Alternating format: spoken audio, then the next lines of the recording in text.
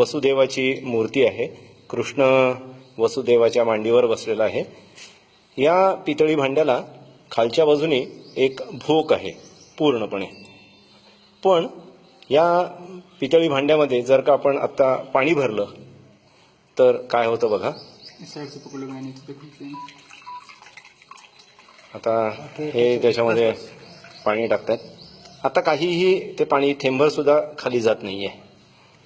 आता हा अजून थोडं त्याने बादलीतून पाणी घेतलं आणि अजून थोडं पाणी तो आता याच्यात टाकेल.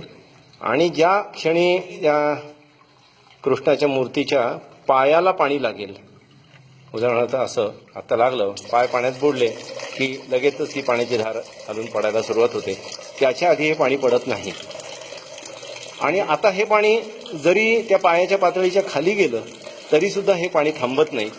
आता पूर्ण भांडं रिकामं होईल तोपर्यंत हे सगळं पाणी आहे तसंच पडत राहील.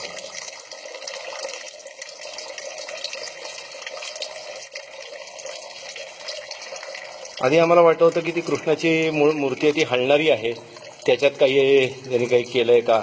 पण ती कृष्णाची मूर्ती पूर्णपणे त्या वसुदेवाच्या मूर्तीपासून वेगळी होते. हे असं होतं. पण याची काय यंत्रणा आहे, काय रचना आहे आतमध्ये, हे आत्ता तरी काही सांगता येत नाहीये. पुन्हा एकदा ते पाणी घालतायत बघा. थेंबर सुद्धा पाणी जात नाहीये. इसका भी जन्मदिन आ रहा है कृष्ण भगवान का भी, जन्माष्टमी ने उत्सव करते हैं ना भगवान. अजूनही पाणी पायाला लागलं रे लागलं की पाणी पडायला सुरुवात होते. आणि आपल्याला असं वाटेल की पायाच्या पातळीच्या खाली गेलं पाणी की ते थांबेल, पण आता तसं होत नाही.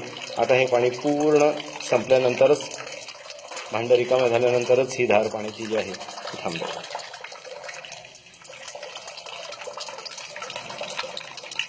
हे रामगडमध्ये आम्ही खेमका कुटुंबाने बांधलेलं हे एक शनी मंदिर आहे. पूर्ण बेल्जियम ग्लासवर्क इथे आहे.